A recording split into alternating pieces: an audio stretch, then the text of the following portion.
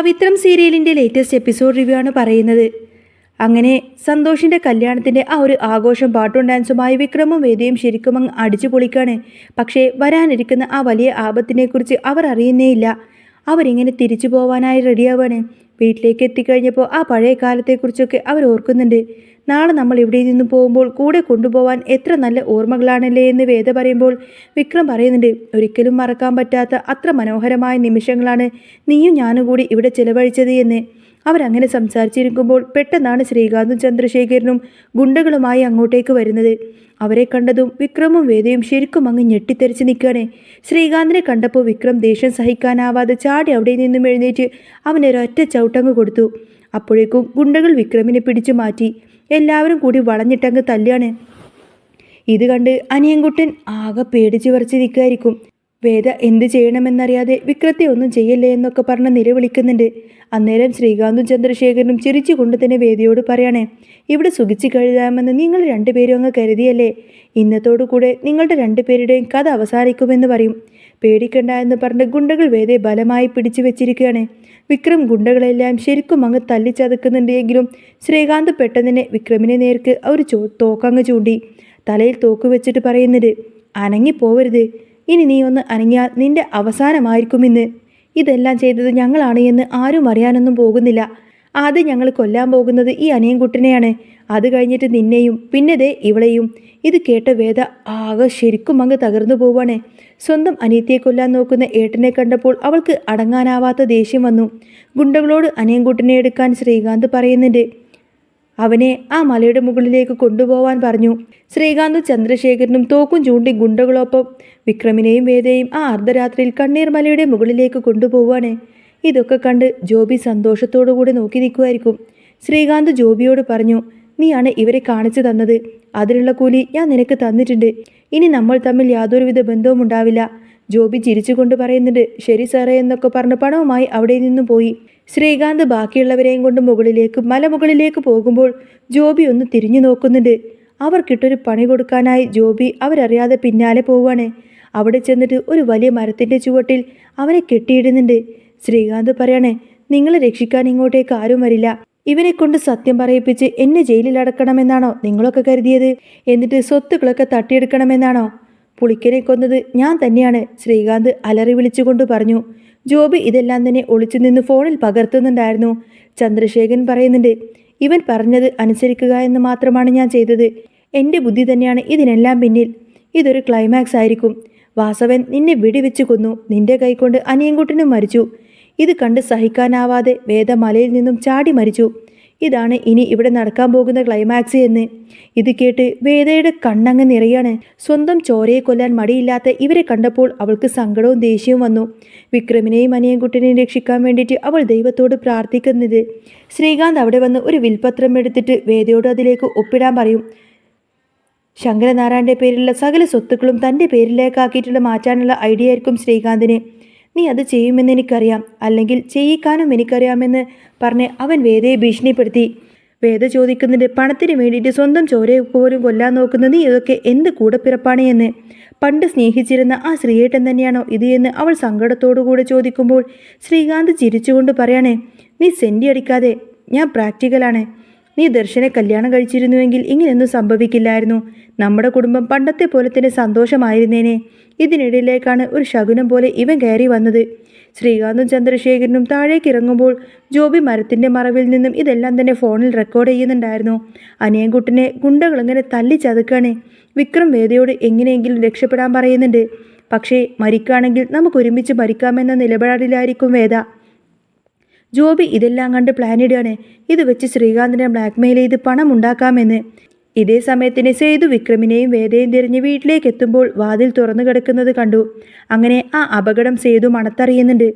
സന്തോഷിനും Michael അച്ഛനോടും വിവരം പറഞ്ഞു. ശങ്കരൻ ശ്രീകാന്തിനെ തിരയാണ്. ഇടുക്കി പോലീസ് സ്റ്റേഷനിലെ പോലീസുകാർ ജോബിയെ കാണാത്തത് കൊണ്ട് തന്നെ ആകെ ടെൻഷനിലാണ്. ശ്രീകാന്ത് അവനെ വല്ലതും ചെയ്തോ എന്ന് പോലീസുകാർ സംശയിച്ചു. ജോബിയെ തല്ലി അവരുടെ ഉണ്ട് എന്ന് അറിഞ്ഞു കഴിഞ്ഞിട്ട് അവനെ കൊന്നിട്ടുണ്ടാകുമെന്ന് പോലീസ് ഭയന്നു. അന്വേഷണത്തിനായി പോലീസുകാർ പരസ്പരം വിളിച്ചു. ജോബി ഒച്ച കേൾക്കാതിരിക്കാൻ വേണ്ടിയിട്ട് ഫോൺ കട്ട് ചെയ്യാണ് ചെയ്തത്. അങ്ങനെ ശങ്കരനാരായൺ പോലീസ് സ്റ്റേഷനിൽ വന്ന് ശ്രീകാന്തിനെ കുറിച്ച് ചോദിച്ചറിയാണ്. SI പറയുന്നുണ്ട്. സത്യമായിട്ടും എനിക്കറിയില്ല സാറേ.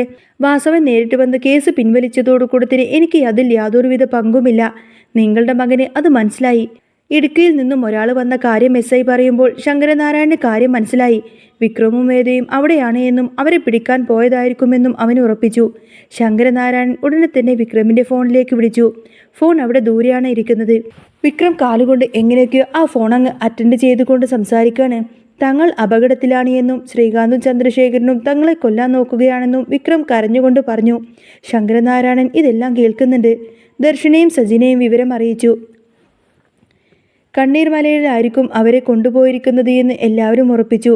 സേതു ദേഷ്യത്തോടു കൂടത്തിന് ജീപ്പിൽ അങ്ങോട്ടേക്ക് പോവാണ്. ശ്രീകാന്തും ചന്ദ്രശേഖരനും വന്ന് വീണ്ടും വേദയോട് ദേഷ്യത്തോടു കൂടത്തിന് ഒപ്പിടാൻ പറയാണ് ആ പ്രമാണത്തിൽ.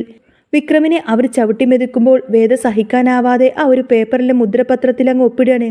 എല്ലാം വാങ്ങിയ സന്തോഷത്തിൽ ശ്രീകാന്ത് അവിടെ നിന്നും ഇറങ്ങി. അനിയൻകുട്ടനെ കൊക്കയിലേക്ക് തല്ലാൻ ഗുണ്ടകളോട് പറഞ്ഞു. ജോബി ഇതെല്ലാം തന്നെ തൻ്റെ ഫോണിൽ പകർത്തുന്നുണ്ടായിരുന്നു. ഗുണ്ടകൾ വിക്രമിൻ്റെ നെറ്റിക്ക് നേരെ തോക്ക് ചൂണ്ടുമ്പോൾ സേതു അങ്ങോട്ടേക്ക് പാഞ്ഞെത്തി. അങ്ങനെ എല്ലാവരെയും അങ്ങോട്ടേക്ക് തല്ലി വീഴ്ത്തി. വിക്രമിൻ്റെയും വേദയുടെയും കെട്ടുകളെല്ലാം അഴിച്ചു മാറ്റി. പക്ഷേ ഗുണ്ടകൾ വിക്രമിനെ പാറമുകളിൽ നിന്നും താഴേക്കങ്ങ് ഇട്ട് തള്ളുകയാണ്. വിക്രം ഒരു വള്ളിയിലങ്ങ് തൂങ്ങി നിൽക്കുന്നുണ്ട്. ഇത് കണ്ട് വേദയും അനിയൻകുട്ടനും ആകെ പേടിച്ച് നിലവിളിച്ചു. സേതു തൻ്റെ കൈ കൊടുത്ത് ഒരുപാടധികം ശ്രമത്തിനൊടുവിൽ ഒരു വിധത്തിലായിരിക്കും വിക്രമിനെ രക്ഷിക്കുന്നത്. വിക്രം രക്ഷപ്പെട്ട സന്തോഷത്തിൽ സേതുവിനെ ഇങ്ങ് കെട്ടിപ്പിടിക്കാണ്. വേദ ബോധം കെട്ട് വീണുവെങ്കിലും പിന്നീട് എഴുന്നേറ്റ് വിക്രമിനെ കെട്ടിപ്പിടിച്ച് കരയുന്നുണ്ട്. ജോബിയെ അവർ പിടികൂടി. അവൻ്റെ ഫോണിലെ തെളിവുകൾ കണ്ടപ്പോൾ വിക്രമിന് ഭയങ്കര സന്തോഷമായി. ഇത് വെച്ച് ഏട്ടനെ പൂട്ടാമെന്നും വിക്രം പറഞ്ഞു. സന്തോഷത്തോടു കൂടത്തിന് അവർ നേരെ താഴേക്കിറങ്ങി.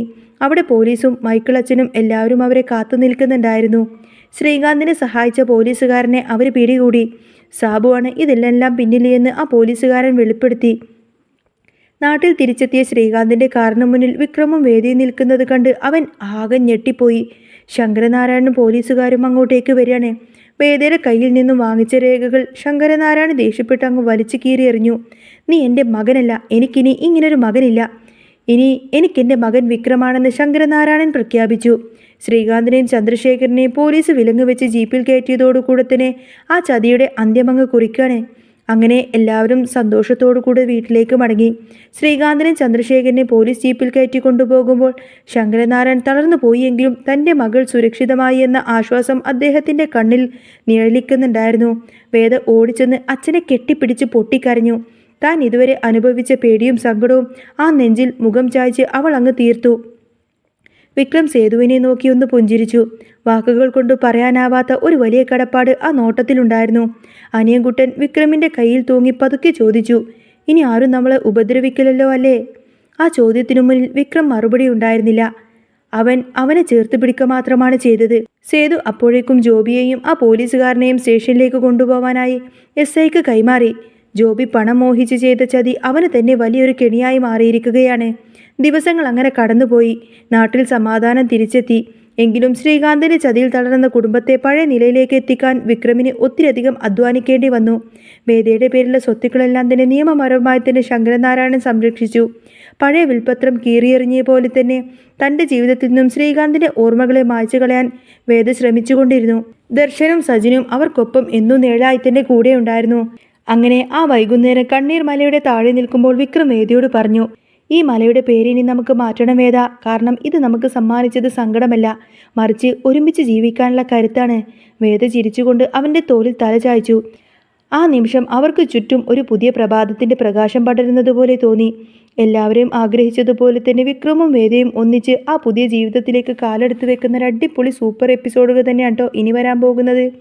അപ്പോൾ നിങ്ങൾക്ക് ഈ ഒരു ചാനൽ ഇഷ്ടമാവുകയാണെങ്കിൽ സബ്സ്ക്രൈബ് ചെയ്യാനും സപ്പോർട്ട് ചെയ്യാനും മറക്കല്ലേ. നെക്സ്റ്റ് വീഡിയോ ഉടനെ വരാം. ബൈ.